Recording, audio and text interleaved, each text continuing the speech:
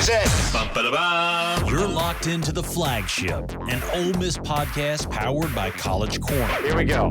1, 2, 3. Get your daily Rebel sports fix at the Ole Miss Spirit, omspirit.com. Welcome into another edition of the Flagship AMA Mailbag Edition. I'm Zach Berry.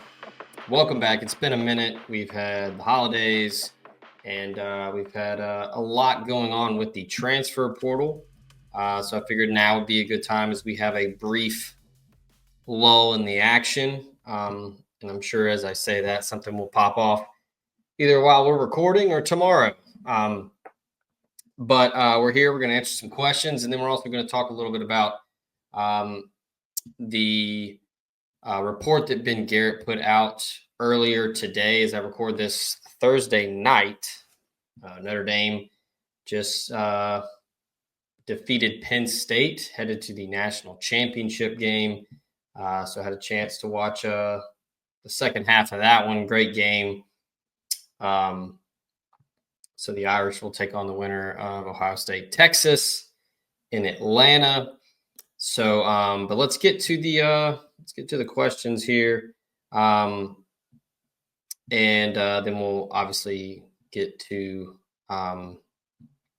the dilemma that is Jaxson Dart and Trey Harris potentially getting a waiver to come back for another year. We'll get to that after the questions. But first one from Kane Liffin says, Zach, I keep hearing this allocating resources quote, and I'm not sure how much I'm buying it. We haven't really landed any big fish, particularly at positions of need. Instead, we keep getting fed multi-year guys.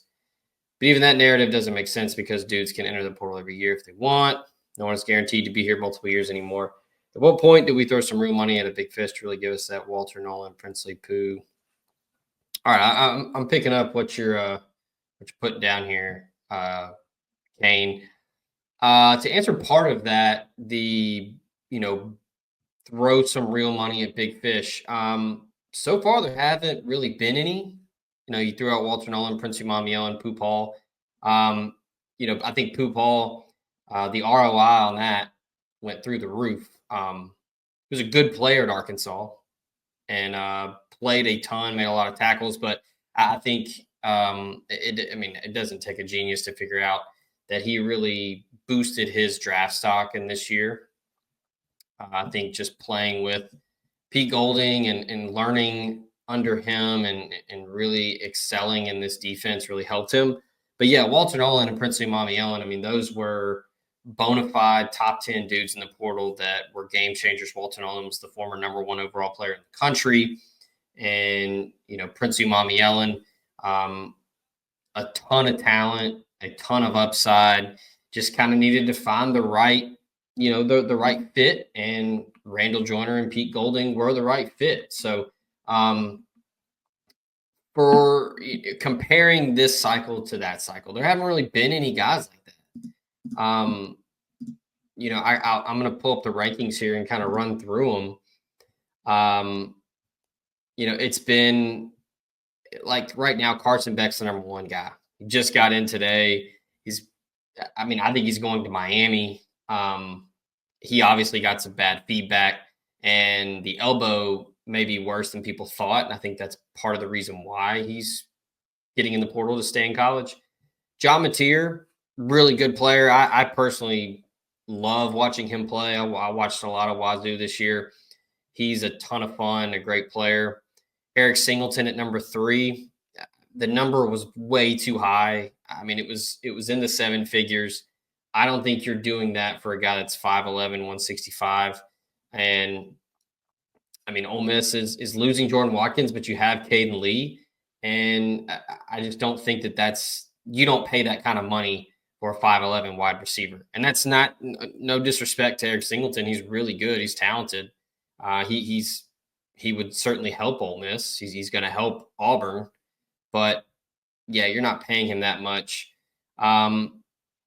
It was kind of weird, though, with wide receivers this year. Like Zachariah Branch is at number 4. He's 5'10". Kevin Concepcion, number 5, 6 foot. Micah Hudson, 5'11" and a half, barely played at Texas Tech. He's at number 6.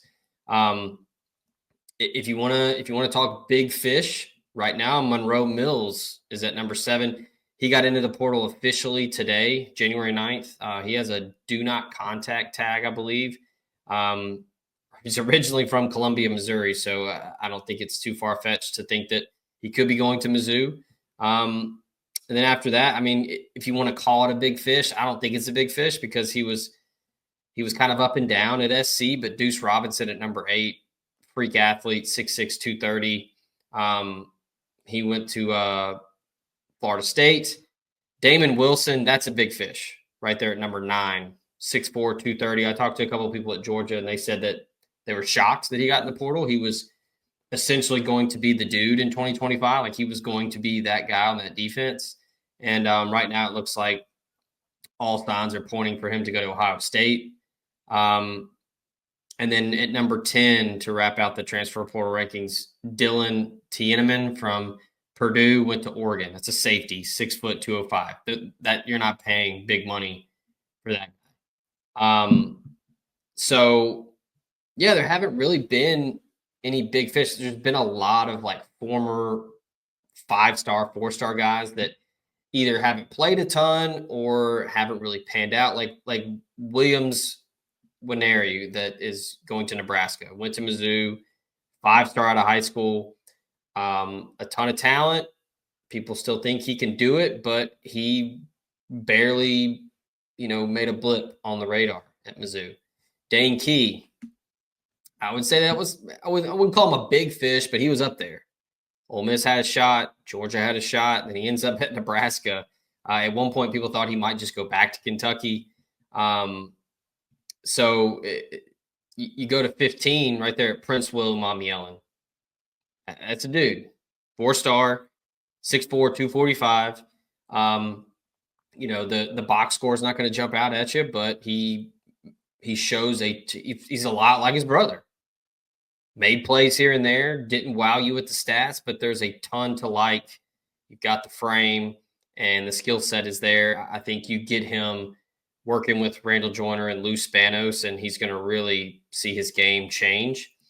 You go a little bit further down, and I mean, there's really not a ton. Like right now, I think Thaddeus Dixon at 31 is a steal, 6 foot 205. He's your Trey Amos replacement. He's scheduled to visit Ole Miss this weekend.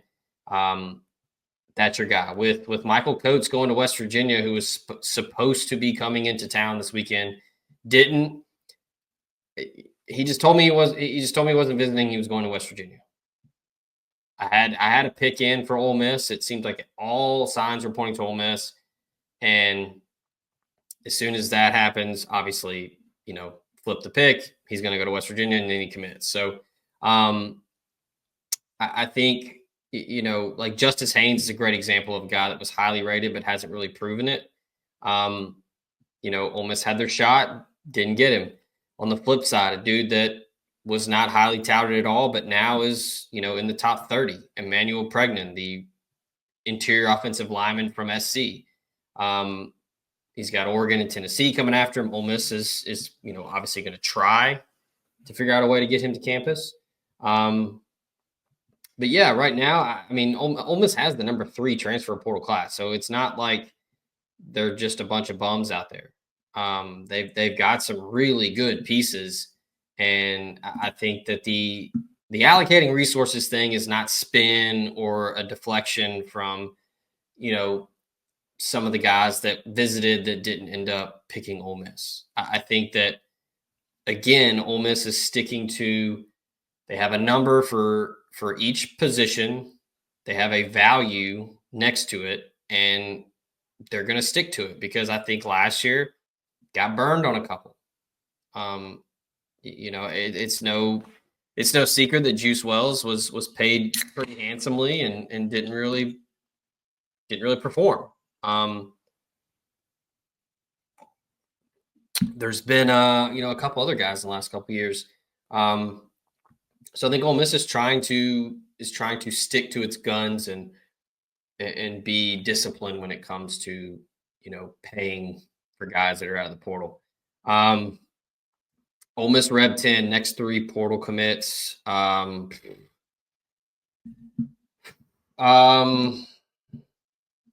Let's see. I'm trying to think. I mean, I think Ole Miss has a really good shot at Ben Bell. Don't really know if he's taking any more visits or not yet, but I think Ole Miss has a good shot with Ben Bell. I think if Thaddeus Dixon shows up this weekend, I think Ole Miss is really going to. I'm not going to say they're going to press him to commit or pressure him, but they're going to put on the full court press to get him and to replace Trey Amos because he's a legit guy that can do that. I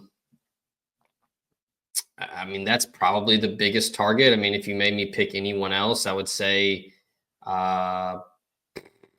probably looking at, one of the NC State corners, one of the NC State defensive backs. I think like Brandon Cisse. Kiffin went to Sumter, South Carolina today to see him. So they really want to get difference makers in the secondary, and I think that could be one. So yeah, I would say Ben Bell, Cisse, and Thaddeus Dixon. How many more offensive linemen will almost get in the portal? Again, they're not just going to grab guys just to grab them. So it's gonna be a process, and they're gonna evaluate who's available, and they're gonna see if they're a good fit. I mean, right now you look at some of the offensive tackles that are in. I mentioned Mills earlier; he's got the do not contact tag. I mean, there's not a ton out there as far as offensive tackles. I mean, Connor Moore just got in from Montana State. I mean, that's kind of it right now. Everybody else is already picked somewhere. I mean, I think Ole Miss has done a really good job on the interior. I mean, they got Patrick Kudus is the number 2 interior offensive lineman in the portal. And then they get Delano Townsend, and he's a top 12, top 13 guy. So, I mean, I think you have to like what Ole Miss has coming back up front with Diego Pounds, Jaden Williams, and some of the other younger pieces that Ole Miss expects to step up, like Bryson Sanders. I think he's going to be a big part of the offensive line next year. And then you plug and play the other, these 2 new guys, and then PJ Wilkins, the other guy from Charlotte. So yeah, I mean, again, they're not gonna force the issue and just grab an offensive lineman just to grab them. This anonymous account with a bunch of numbers is asking, how does Ole Miss look in the class of 2026? I mean, it's really, really, really early, so it's kind of hard to tell right now. But I mean, I think they've got some inroads on a couple guys. I think Tristan Keys is this cycle's Caleb Cunningham. Nationally, he's going to get a lot of buzz about other places. Tennessee, Texas A&M, LSU. I don't see how Lane Kiffin lets him get away. He's the number 7 player nationally, number 2 wide receiver in the country, and he's the number 1 player in Mississippi. Ole Miss is going to try to keep that streak going of getting the top guy in the state. And then same goes for Xavier McDonald, another wide receiver, top 75 prospect. Ole Miss is in a good spot there. But then going down the list, I think there are going to be a lot of dudes they're going to evaluate throughout the spring and the summer, and then see how the senior tape looks. Nolan Wilson's an interesting one, kind of a tweener, 6'4", 237. I think Ole Miss is in that one with Alabama. I think one guy that I've been high on since I saw him a couple of years ago, Preston Ashley, the defensive back from Brandon. He's a double legacy to Ole Miss.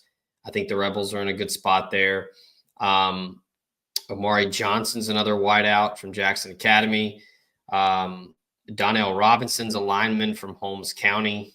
Ole Miss was able to get Cortez Thomas this year from Holmes County, typically not an Ole Miss friendly school.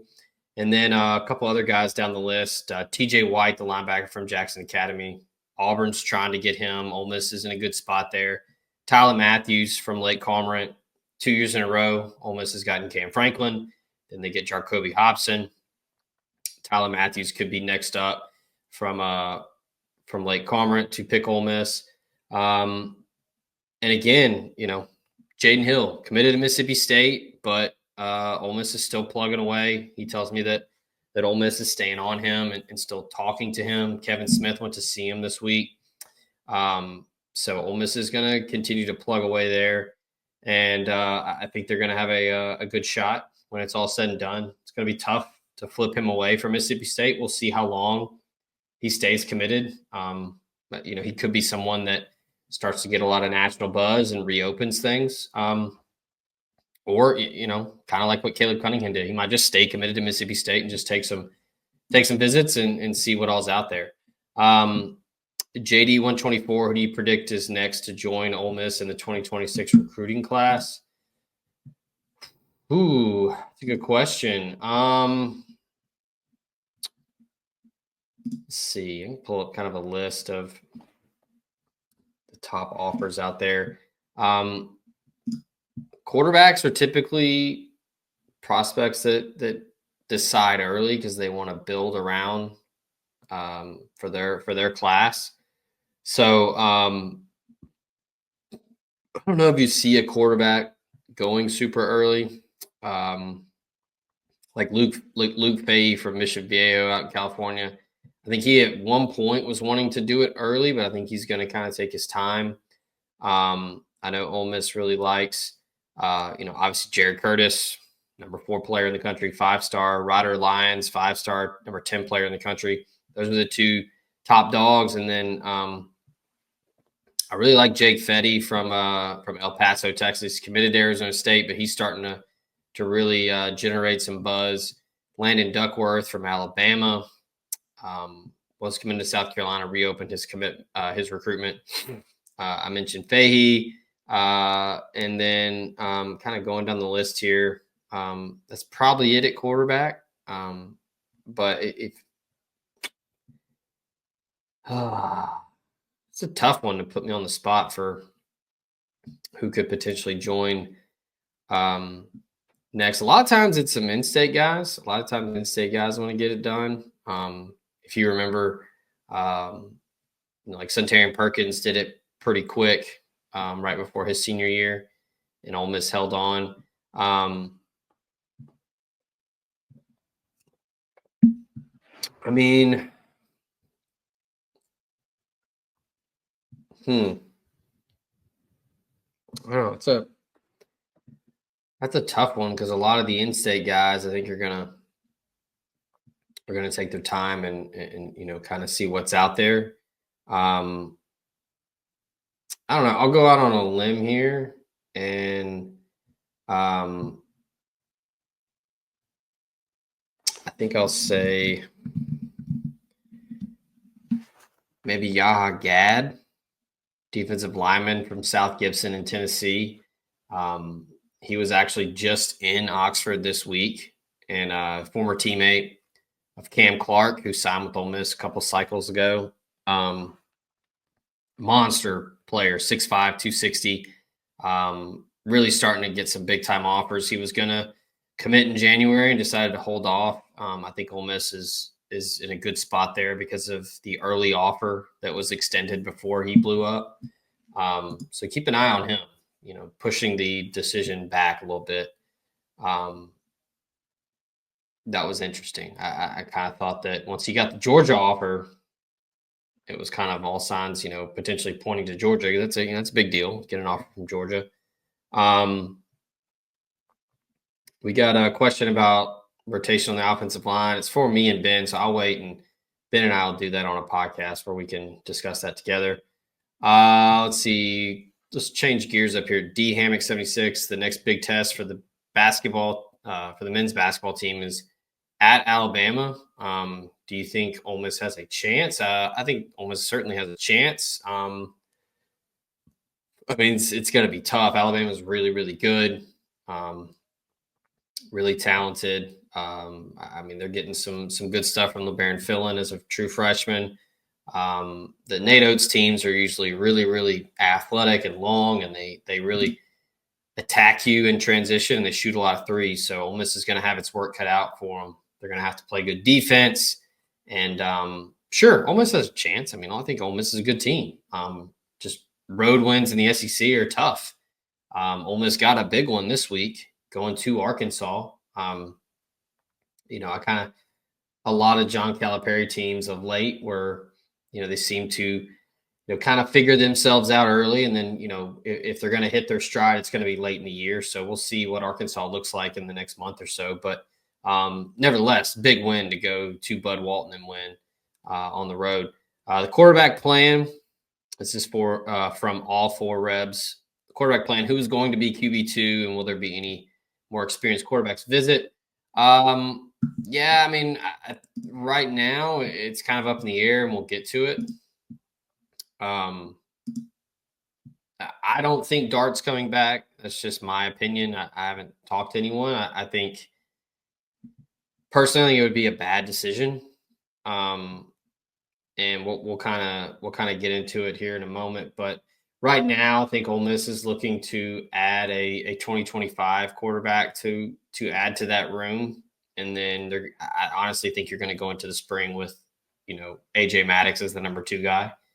And then potentially look to reevaluate in the spring to see who's available. I know Chuck threw out Pierce Clarkson earlier today as a potential name for Ole Miss. That, makes sense. Young guy, hasn't played a lot, but a lot to like, a really good quarterback, a lot of talent. So that would be somebody that you could add to the room to push Austin Simmons. All right, keep it going here. Poopy Dukes is asking, we're all aware the staff has really fumbled the bag regarding the whole running back situation. Who do you think they end up signing at running back? Are there even any guys in the position left in the portal worth taking? Yeah, there's some guys in the portal worth taking. I do think they're probably going to make a run at one of the junior college guys, Trey Hall. I think Ole Miss is in a good spot there. I think they can certainly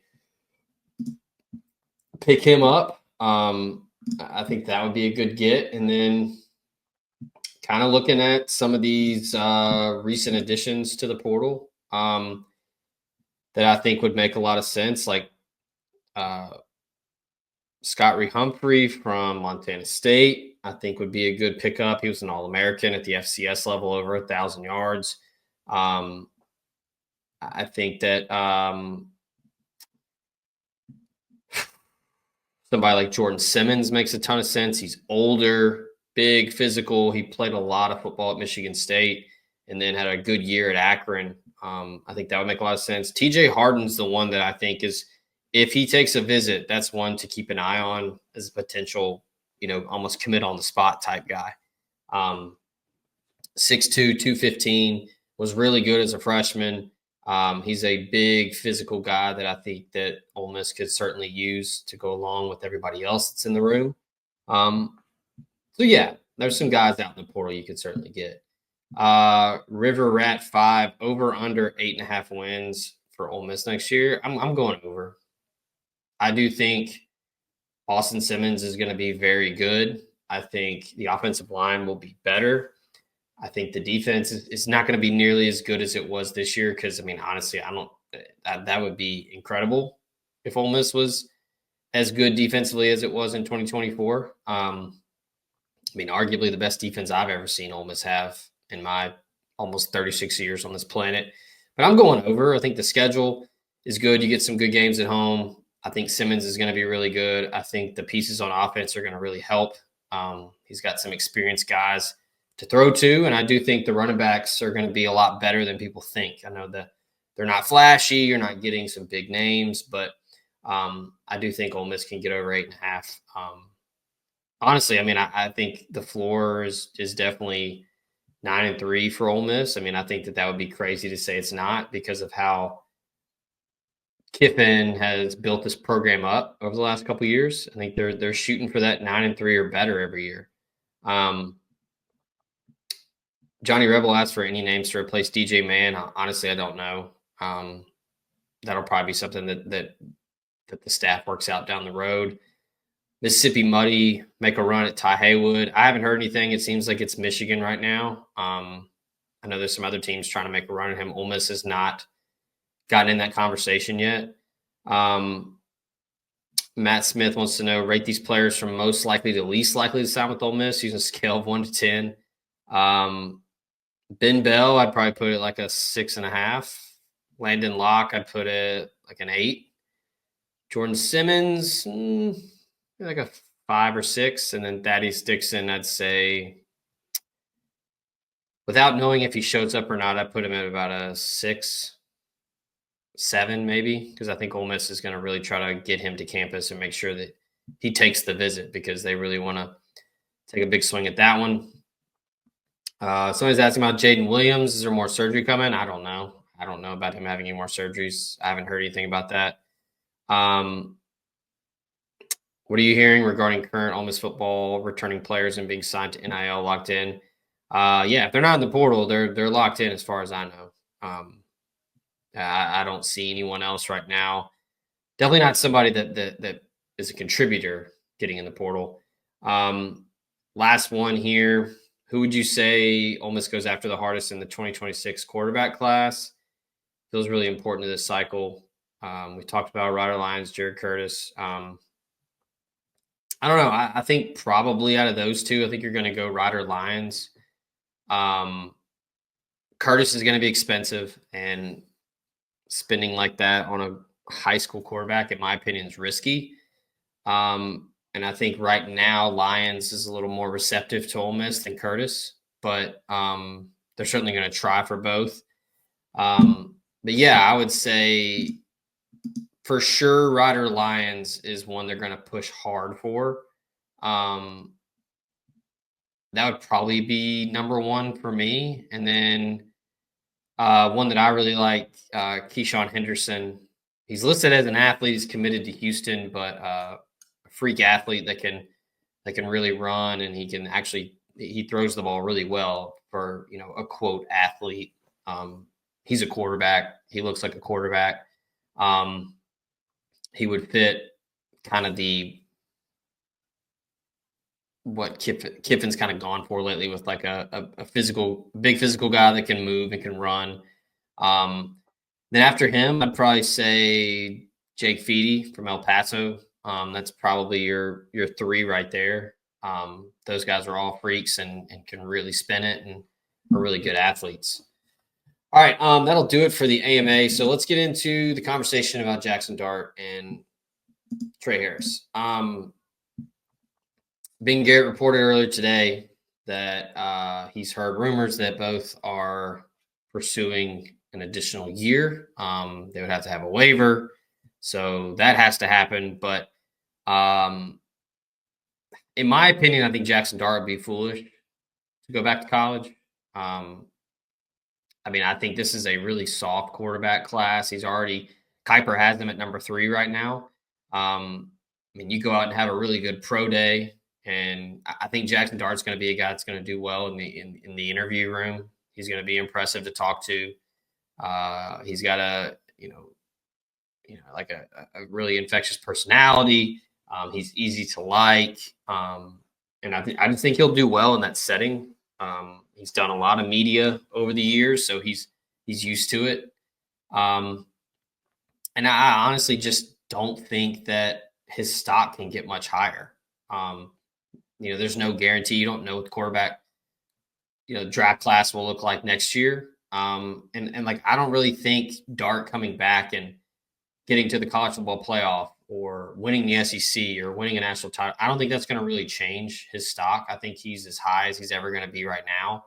I guess you could make the argument, well, if he comes back and he breaks all the records and Ole Miss goes to the college football playoff and, either, makes a title game or whatever, makes the Final Four, maybe depending on the draft class, he gets up to, first round. But I don't know. I think he's in a really good spot right now, and he's healthy.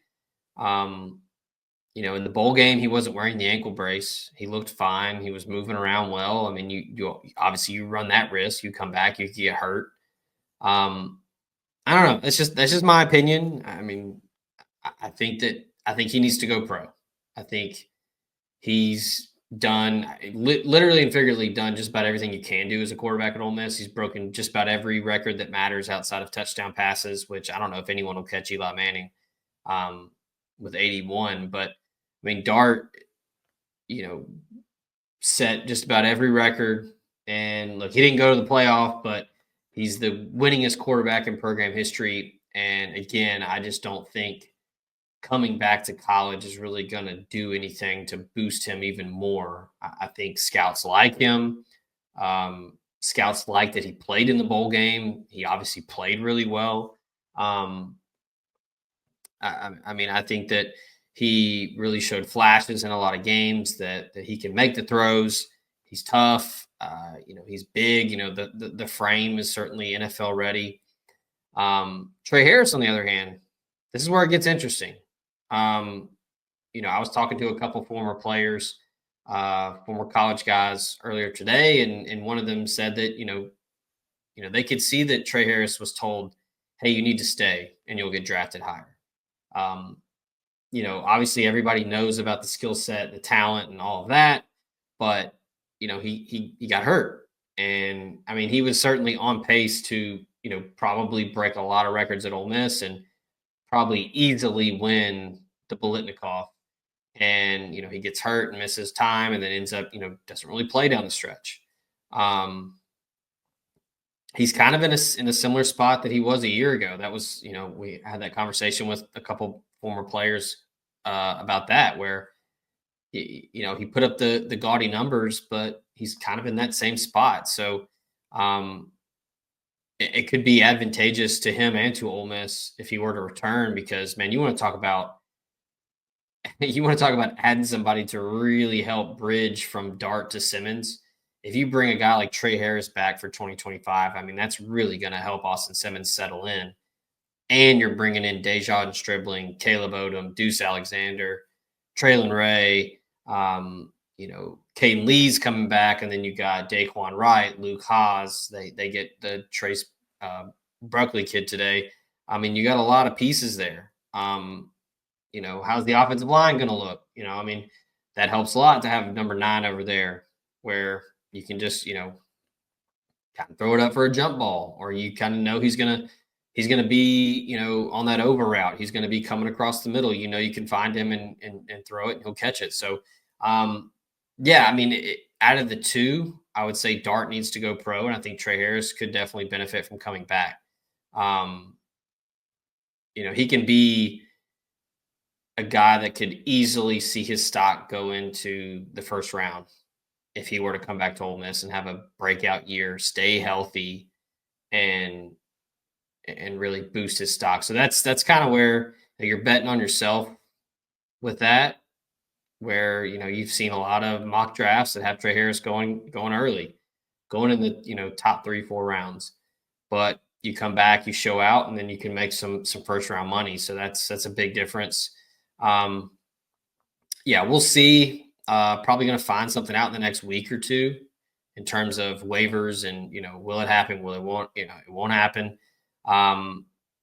Just my opinion, man. I think Dart needs to go pro. Again, I think the year he had and the production, even with the banged up ankle, he was able to do what he did. Most passing yards in a season ever. He broke all the records and, went out on a high note. His last pass as an Ole Miss Rebel right now was a touchdown to Jordan Watkins. So you can't really write any better than that outside of going to the college football playoff. So, Dart's a competitor. I'm sure it eats at him to watch, these games right now where he's not out there playing. But yeah, I think Dart should stay in the draft. He's accepted the invite to the Senior Bowl, go down to Mobile, show out in practice, look good in the game in front of all those GMs and scouts, and do yourself a favor and really boost that stock. I mean, you're number 3 per Mel Kiper. You have a really good pro day and you look good at the Senior Bowl. You could jump up, get above Cam Ward, Shedeur Sanders. So, yeah, I think Dart should stay in the draft, and I don't think it would be a terrible idea for Trey Harris to come back. I know you don't talk about competitors. He's the same way. it killed him. He wasn't able to play down the stretch. He really wanted to help his teammates and play in those games, but he wasn't able to. So that's just my opinion. We'll find out something here in the next week or so with those two. But yeah, I think Dart should go pro. I think it's better for him to strike while the iron's hot. His stock is super high, and I think that's best for him. And then, yeah, I think Trey Harris could absolutely benefit from coming back to Ole Miss. I know that, I said there's a risk of Dart getting hurt. Sure, there's a risk of Trey Harris getting hurt, but if you come back and play a full season and do anything remotely close to what you did this year on the field, and people are going to jump out of their seats. And I think that stock is going to go way up. So appreciate everybody sending their questions in. Thanks to everybody on the message board. Thanks to everybody that's tuning in, whether you're Spotify, Apple Podcasts, YouTube, whatever. We appreciate you. Shout out to our friends at College Corner, Rowback, Home Field Apparel. Again, promo code LastDance24, 15% off. Rowback, you can use promo code JUICE and get 20% off. And our good friends at College Corner, 3 locations, Oxford, Bridgeland, Flowwood. Go check them out at all 3. And scoop up some Ole Miss swag for the new year. So that's going to do it for this edition of the Flagship. Appreciate everybody. We will be back next week. Until then, we out of here.